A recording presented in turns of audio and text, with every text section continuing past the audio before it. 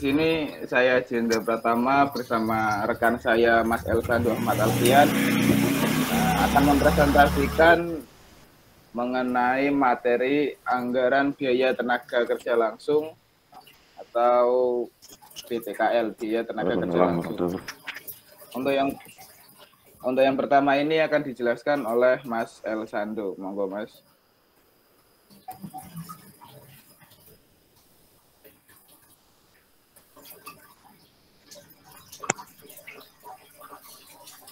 Setelah saya akan menjelaskan tentang anggaran biaya tenaga kerja langsung. Anggaran upah tenaga kerja langsung ialah anggaran yang merencanakan secara lebih terperinci tentang upah yang akan dibayarkan kepada para tenaga kerja langsung selama periode yang akan datang.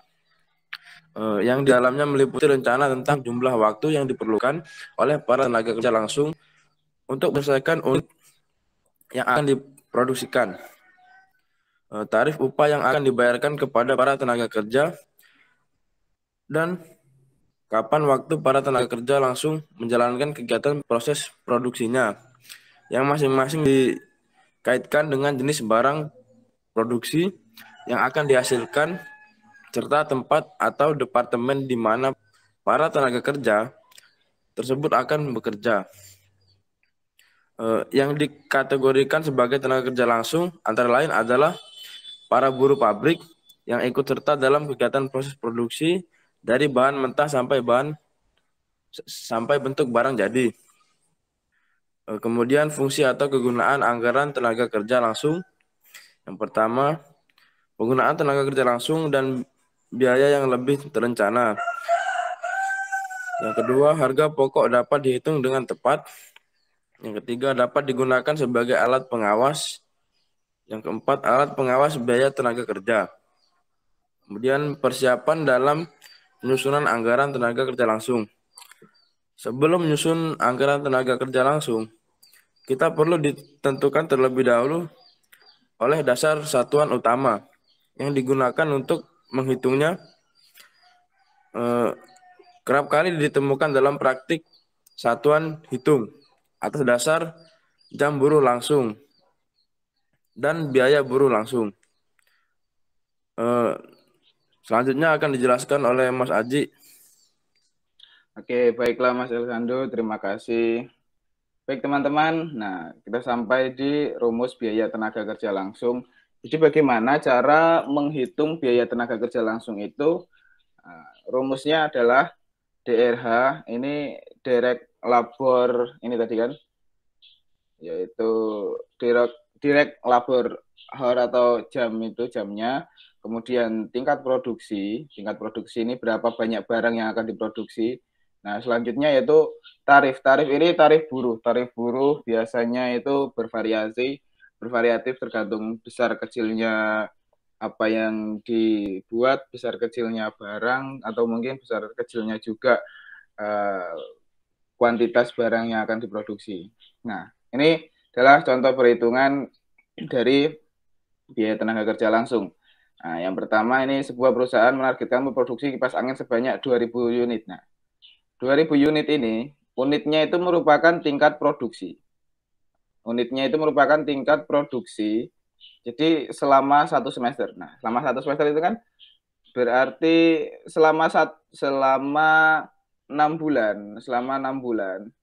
Nah, selama 6 bulan ini mereka akan memproduksi 2.000 unit kipas angin. Perkiraan penggunaan waktu tenaga kerja langsung guna memproduksi 6 kipas angin adalah 6 kipas angin adalah 3 hari dengan jam kerja perharinya adalah 8 jam. Nah, ini kita mengetahui DLH-nya, daerah direct labor hours-nya, ini ada di sini. Jadi untuk memproduksi 6 unit itu butuh 3 hari kali, yaitu perharinya dengan jam kerja 8 jam.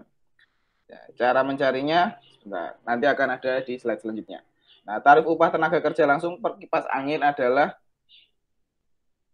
6.000 per jam kerja, 60.000 per jam kerja. Nah, lalu bagaimana perhitungannya? Nah, tapi kita harus ketahui ini tadi. Jenis produknya itu kan tadi kipas angin. Nah, tingkat produksinya tadi kan di rumus ini, nah, tingkat produksi yaitu 2.000 per semester, jadi selama 6 bulan.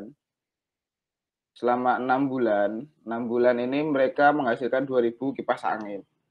Nah, DLH-nya, nah cara mencari DLH-nya yaitu 3 hari, tadi kan untuk 6 unit itu 3 hari. Nah, kita harus mencari berapa sih per unitnya itu membutuhkan waktu berapa jam. Direct labor hours-nya itu berapa jam. Nah, 3 hari dikalikan oleh 8 jam, yaitu adalah 8 kali 3, 24. 24 ini dibagi 6. Sama dengannya 4. Nah, jadi untuk menghasilkan 1 unit, itu mereka butuh 4 jam untuk menghasilkan 1 unit. Nah, tarif TKL-nya tadi kan sudah jelas, ini ditarifkan 60.000 per jam. 60.000 per jam.